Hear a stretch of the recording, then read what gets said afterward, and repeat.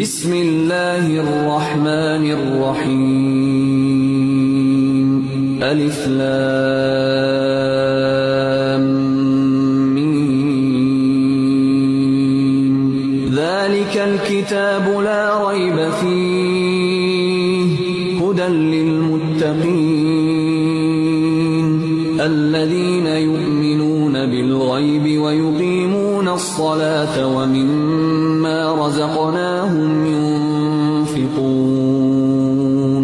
والذين يؤمنون بما أنزل إليك وما أنزل من قبلك وبالآخرة هم يوقنون